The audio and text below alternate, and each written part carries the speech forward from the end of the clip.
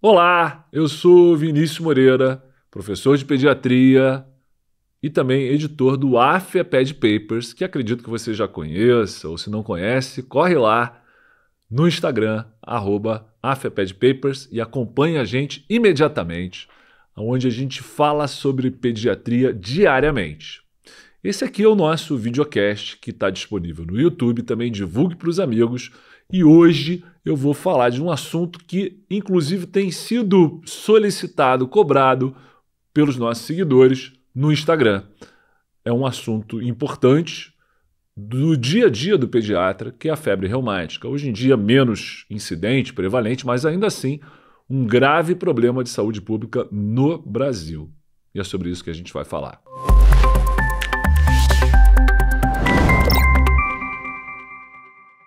Muito bem, pessoal.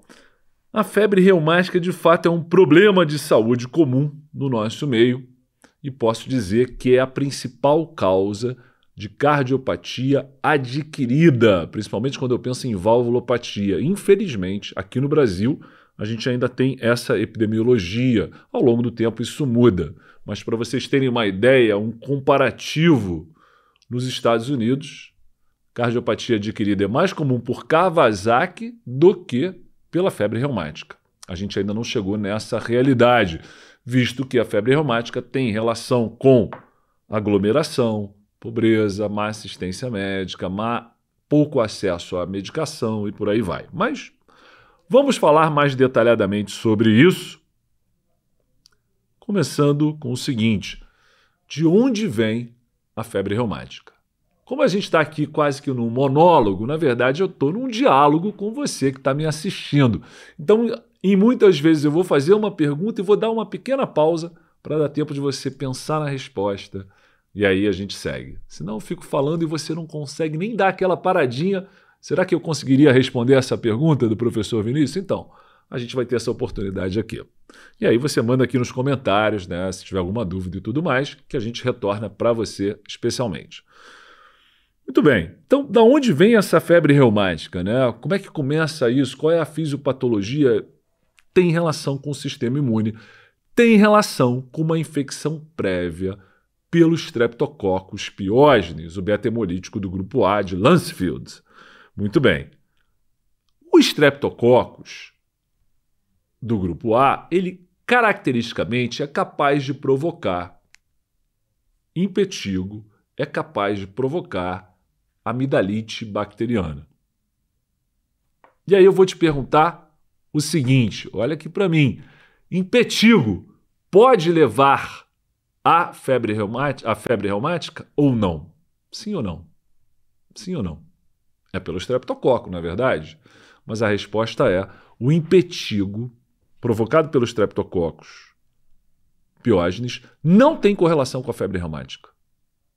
Ao contrário, ele tem correlação com a glomerulonefrite difusa aguda, que é uma das consequências, uma das possibilidades por alterações imunológicas, por mecanismos imunológicos, de alteração decorrente da infecção estreptocócica prévia. Então, o impetigo, a lesão de pele, pode sim levar a uma GNDA no futuro, que é uma lesão renal, uma glomerulonefrite, mas não leva a febre reumática.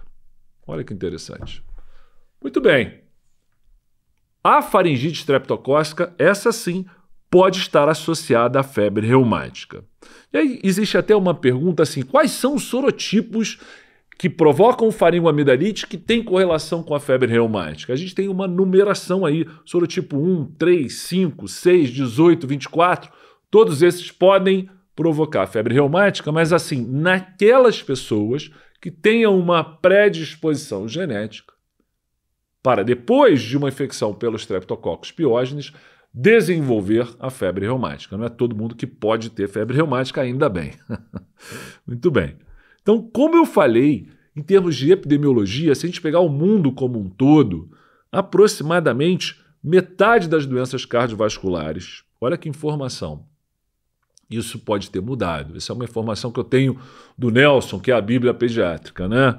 Até 50% das cardiopatias adquiridas tem relação com a febre reumática. Eu acredito que essa estatística seja mais para países pouco desenvolvidos, né? Porque com a melhora das condições econômicas, diminui a infecção estreptocócica, diminui a incidência da febre reumática. Muito bem. Para vocês terem uma ideia, eu vou dar um número aqui interessante.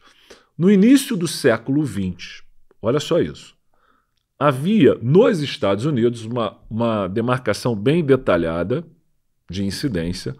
Havia uma incidência de 100 a 200 casos novos por cada 100 mil habitantes por ano nos Estados Unidos. Isso no início do século XX, né? Lá 1910, 1920, por aí vai. Já nos primeiros anos da década de 80, estou ainda falando do século XX, isso caiu para 5 casos novos a cada 100 mil habitantes. Então caiu de 200 para 5 casos. Caiu bastante, né? Caiu para 2,5%. Caiu 97,5% se a gente fizer a conta de outra forma.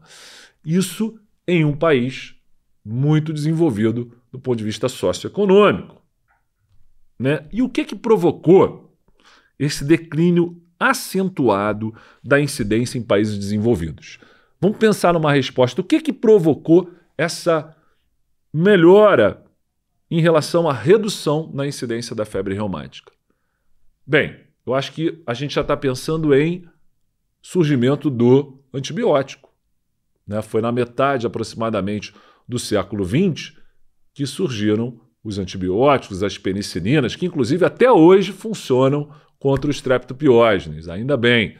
Mas com o surgimento dos antibióticos, a gente já consegue dar uma paulada na febre reumática, né? A gente já consegue bloquear a febre reumática de maneira intensa. E, certamente, a melhora das condições de vida são 2 fatores, surgimento dos antibióticos e melhora das condições de vida, que provocam essa queda intensa. Então, quanto mais desenvolvido é um país, mais chance dele praticamente erradicar a febre reumática. Então, principais fatores relacionados à febre reumática. Certamente, situação socioeconômica ruim. E às vezes o indivíduo, apesar de existir o antibiótico, ele não tem acesso ao antibiótico, o que torna tudo muito difícil. Quando é que é o pico de incidência da febre reumática e recorrência? Seria no lactente? Seria no pré-escolar? No escolar? No adolescente? Bem, se desde o início a gente está falando que a febre reumática ela tem uma correlação direta com a infecção estreptocócica de faringe, da faringoamidalite bacteriana pelos streptococcus, vai coincidir a incidência da faringite bacteriana com a incidência da febre reumática. Geralmente aparece algumas semanas depois da faringite. Como a faringite streptocócica? Por razões não tão bem explicadas. Ela é raríssima em lactentes e pouco frequente em pré-escolares. A gente pode afirmar, sem medo de errar, que a febre reumática não é doença comum no lactente e no pré-escolar. Ao contrário, ela é uma doença comum quando começa a fase escolar, ali 6 anos, a gente pode puxar um pouquinho para baixo, 5 anos, até a metade ali da adolescência. De 5 a 15 anos é que a gente vê mais a incidência do primeiro episódio de febre reumática naquele paciente. Isso pode se repetir naquele paciente ao longo da vida dele. E pode se repetir com uma característica peculiar. Qual é essa característica? A característica é a seguinte: o indivíduo que tem uma febre reumática e ele começou a febre reumática fazendo uma poliartrite e em seguida fez uma cardite. Se ele tiver uma recorrência, uma recaída da febre reumática, ele vai ter cardite novamente, provavelmente. Se na febre reumática do nosso paciente ele teve poliartrite, mas não teve cardite, se houver uma recorrência, uma recaída, a tendência é que ele não tenha cardite novamente. O que me deixaria mais tranquilo diante de um paciente que tem histórico de febre reumática, mas não tem histórico de cardite. Se houver alguma recaída, a tendência é que ele não tenha cardite. Mas eu não posso me apoiar completamente nisso, porque mesmo assim ele pode ter uma cardite sem histórico de uma febre reumática anterior com cardite. Então, é uma segurança, mas não é uma certeza. Muito bem. É fato que a doença é imunomediada? É imunomediada, sim ou não? É fato, né? Há, por exemplo, uma latência entre a faringite e o quadro da febre reumática. Porque se fosse diretamente por ação da bactéria, seria concomitante à infecção, teria febre reumática junto.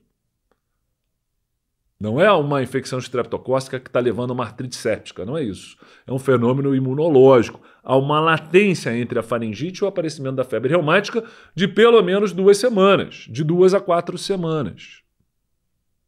E o detalhe é que, como é que isso se processa?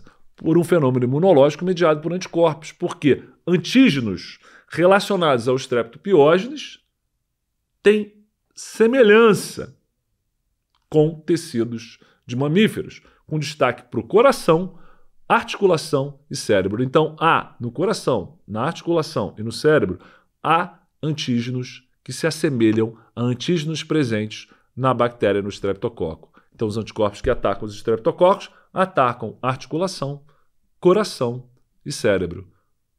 Por isso mesmo, na febre reumática eu tenho cardite, poliartrite, coreia, por esses órgãos sendo acometidos, quando acontece a febre reumática. Muito bem. É um fenômeno imune, não é causado diretamente pelos streptopiógenes, mas tem uma correlação com ele, sem dúvida, com a sua infecção. É um fenômeno pós-infeccioso, digamos assim. Então o diagnóstico não sai por uma cultura de streptococo. Fiz uma hemocultura, veio um streptococo. Fiz uma cultura, um swab de orofaringe de uma cultura, veio um streptococo. Isso é diagnóstico de infecção streptocócica. Mas é importante eu ter essa documentação, porque eu vou somar fatores para fazer o diagnóstico. E aí eu vou me apoiar para fazer o diagnóstico da febre reumática nos critérios de Jones, que foram modificados já algumas vezes. São 5 critérios maiores e 4 menores, mas é fato que não basta eu ter os critérios, eu preciso de uma evidência da infecção streptocócica. Então, algo que já é aceito como verdade absoluta é que o streptococo tem uma correlação com a febre reumática. Então, tem que provar que houve uma infecção streptocócica recente.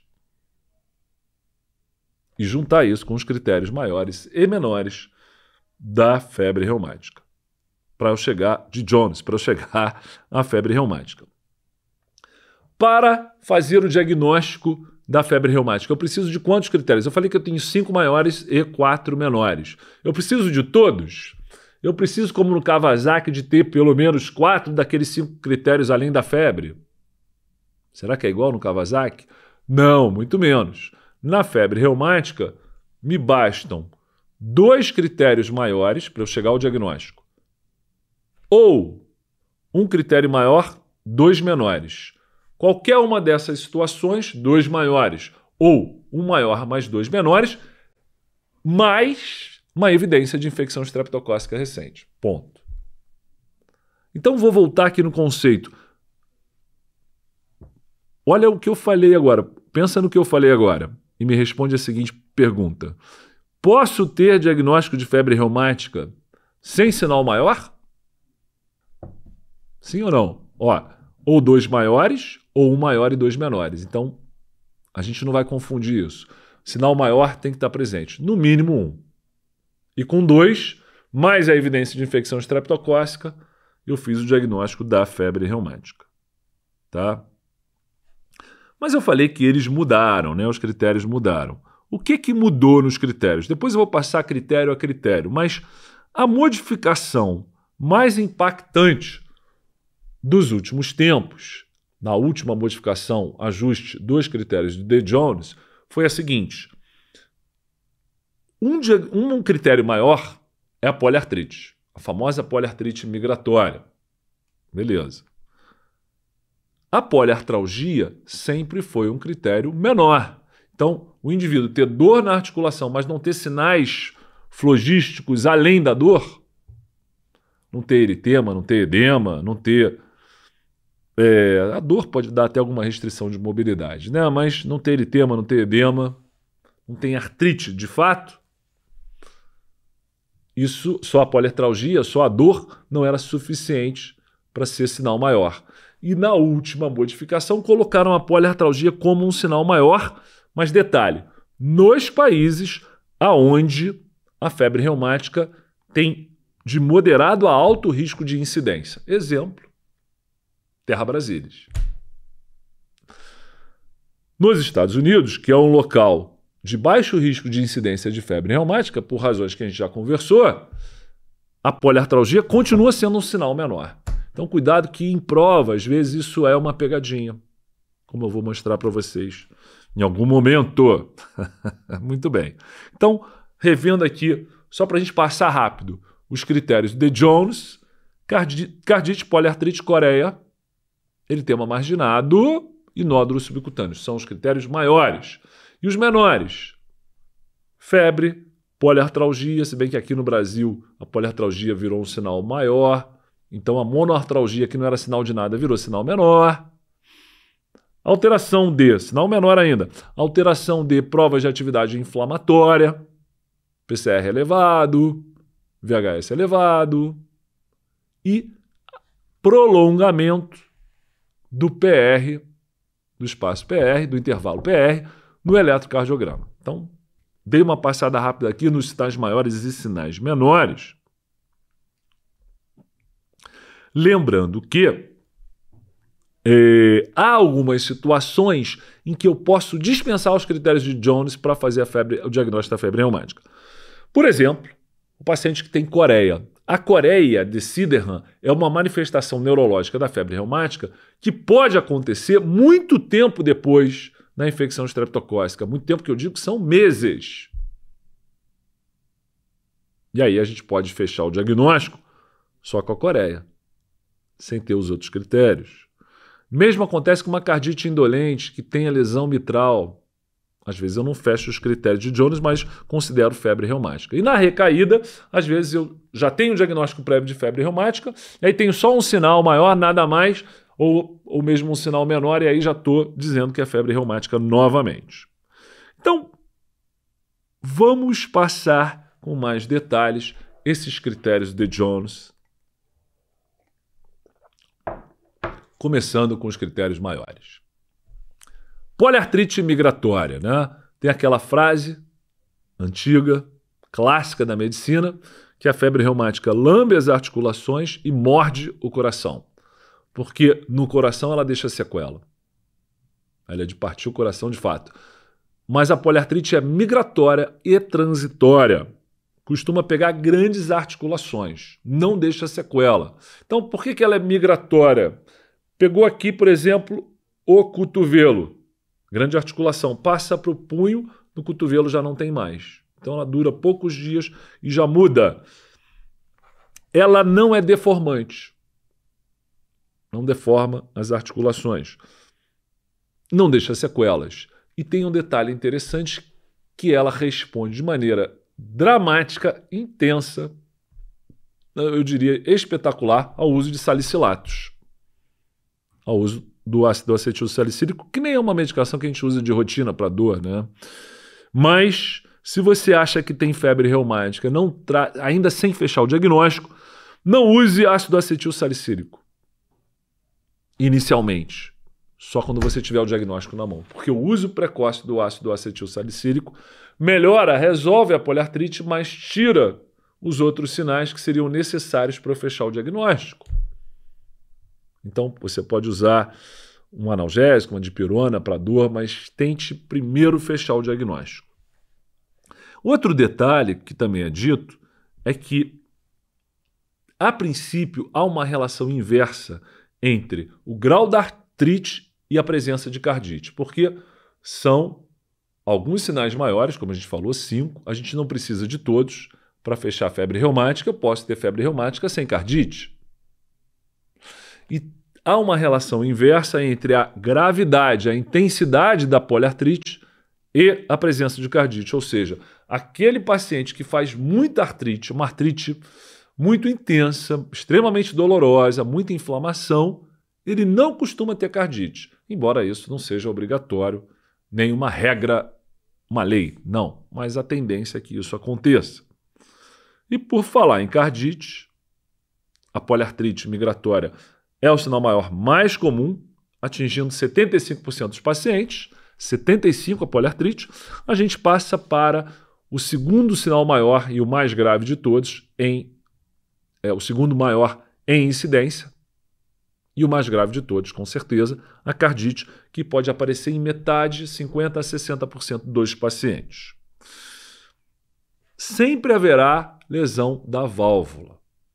Eu posso ter pericardite, miocardite, mas sempre haverá a valvulite. E dentro desse sempre há outro sempre, que é o seguinte: a válvula mitral sempre é acometida. Inicialmente com uma insuficiência, pode haver de maneira concomitante uma lesão aórtica, mas nunca a válvula aórtica sozinha. Ou ela está junto com a mitral, ou a mitral está sozinha. A mitral é sozinha ou com a aórtica.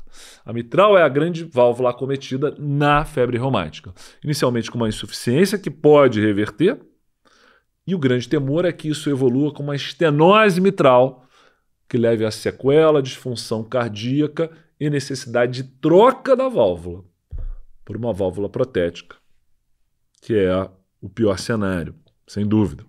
Então, principal sequela, necessidade de troca de válvula, além daquela válvula alterada, que é um convite à desagradável endocardite. Então, um problema. Passando para o próximo item, que seria o próximo sinal maior. Falamos da poliartrite, falamos da cardite, agora a coreia de Sydenham. É o terceiro mais incidente, mas acontecendo em 10% a 15% dos casos. Você veja que a poliartrite e a cardite dominam em termos de incidência. Depois, lá atrás, com 10% a 15%, a coreia de Sydenham, que é uma manifestação neurológica, mas com labilidade emocional, presença de caretas, movimentos não controlados. E aí uma pergunta: durante o sono, esses movimentos se mantêm?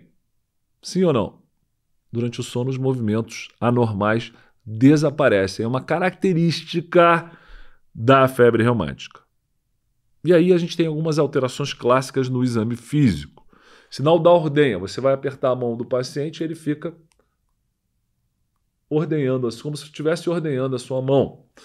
Supinação e pronação das mãos. Você pede para ele elevar os braços bem alto, é bem alto, totalmente. Eu não botei aqui para sair no vídeo, mas a mão fica girando aqui, fazendo supinação e pronação. Movimentos anormais da língua. Pede para ele botar a língua para fora e ele vai fazer movimentos anormais na língua de maneira espontânea, involuntária. E a grafia do paciente muda completamente. Ele fica incapaz de ter uma letra adequada. Inclusive, é uma das maneiras de eu acompanhar a resposta ao tratamento ou a melhora espontânea da coreia. É todo dia pedir para o paciente fazer um desenho de uma estrela, por exemplo, ou assinar o nome, escrever um nome, porque nitidamente a grafia vai melhorando com a melhora da coreia. Lembrando que coreia não deixa sequela. Ela pode durar meses, mas a recuperação é de 100%. Depois a gente tem o eritema marginado. Esse é um sinal maior, muito pouco incidente. Menos de 3% dos casos. Só o nódulo subcutâneo ganha do eritema marginado em pouca presença. Nódulo subcutâneo, menos de 1% dos pacientes. Eritema marginado, menos de 3%. Como ele é? Ele é serpiginoso. Tem aquele desenho de uma serpente, uma palidez central, uma palidez central, e ele é serpiginoso, avermelhado, não tem prurido, e outro detalhe, não acomete a face, pega principalmente tronco e membros. Muito bem, o eritema marginado. E os nódulos subcutâneos são raríssimos, superfície extensora de tendões, como por exemplo aqui na região do cotovelo, e o detalhe interessante que chama a atenção dos nódulos subcutâneos é que a presença dos nódulos subcutâneos fala a favor de que esse paciente ou tem ou terá uma cardite importante. Então, ao mesmo tempo que a poliartrite intensa. Costuma aparecer nos pacientes que não desenvolvem cardite, os nódulos subcutâneos, ao contrário, quando presentes, coisa raríssima, embora seja um sinal maior, quando eles estão presentes, costuma haver cardite. Muito bem. Vamos para os sinais menores. Quer um macetinho para lembrar dos sinais menores, se a gente for fazer uma prova, algo assim? Os menores são 2 clínicos e 2 laboratoriais. O clínico, febre e artralgia. Na ausência de artrite, não dá para somar os dois. Ah, ele tem poliartrite, certamente tem dor. Ah, então ele tem o sinal maior da poliartrite e o sinal menor da artralgia. Não, você só conta um, só o sinal maior. Lembrando que a poliartralgia agora é considerada sinal maior, por exemplo, aqui no Brasil. Tá? Mas nos Estados Unidos a artralgia é um sinal menor. Então, clínicos, febre e artralgia. Laboratoriais, tudo sinal menor também. Reagentes de fase aguda, VHS aumentado, proteína C reativa aumentado. Só que também não pode roubar, entre aspas. Não pode roubar no jogo. Se tem VHS aumentado, já marcou um ponto de sinal menor. Ah, mas também tem PCR aumentado. Não são 2 sinais menores. O sinal menor é aumento de reagentes de fase aguda, indicadores de inflamação. Seja VHS, seja PCR, qualquer um dos dois já marcou ponto, mas os dois não marcam cada um ponto. Entenderam o ponto? Muito bem. Prolongamento do intervalo PR no eletrocardiograma é um sinal menor também. Então eu tenho 2 sinais clínicos, 2 laboratoriais. Febre e artralgia, alteração no eletro, alteração de exames inflamatórios. Beleza. Só que tem uma curiosidade. Vou perguntar para vocês e acho que vocês vão saber a resposta, porque é curioso isso. O aumento do intervalo PR no eletrocardiograma, além de ser um sinal menor, está apontando para cardite? Sim ou não? Como é curioso, assim, a tendência seria eu achar tem uma alteração no eletro, tem cardite. Mas não. Especificamente, o prolongamento do espaço PR, do intervalo PR, não tem correlação com presença de cardite. Olha só que curioso, né? Um pouco contraditório, né? Paradoxal.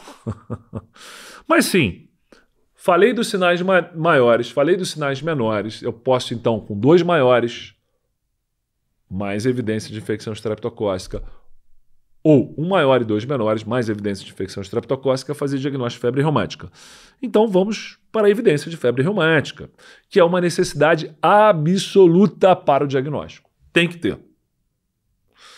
A febre reumática, ela aparece 2 a 4 semanas depois do quadro da faringite, é um fenômeno imunológico, e por isso a tendência é que uma cultura de orofaringe seja frustra, no sentido de tentar mostrar a presença do estreptococo. Não é que eu não vá fazer um swab de orofaringe, vou fazer, mas a tendência é que ele não seja positivo. Ao mesmo tempo, como a infecção estreptocócica é prévia, 2 a 4 semanas antes, a tendência é que os anticorpos estejam lá para serem vistos. Então eu colho sangue e busco os anticorpos antiestreptocócicos. A saber, antistreptolizina O, o famoso ASLO ou ASO, anti-DNase B e anti-hialuronidase. Qualquer um desses 3 vai evidenciar a infecção estreptocócica recente. Esse é o detalhe. Pessoal, até aqui a gente estávamos juntos. Recomendem esse vídeo para os amigos, né? E também para os inimigos, para todos, onde a gente fala da febre reumática. A gente ainda vai ter uma continuidade aqui falando do tratamento e da prevenção da febre reumática, mas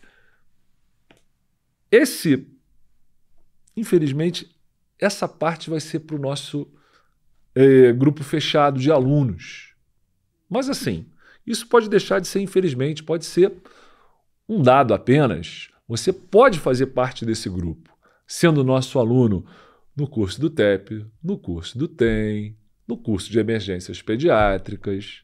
Então, se você quer participar de tudo que a gente está apresentando, seja nosso aluno também. De qualquer forma, obrigado por ter assistido esse vídeo até aqui. Espero que tenha sido bastante útil para a sua prática.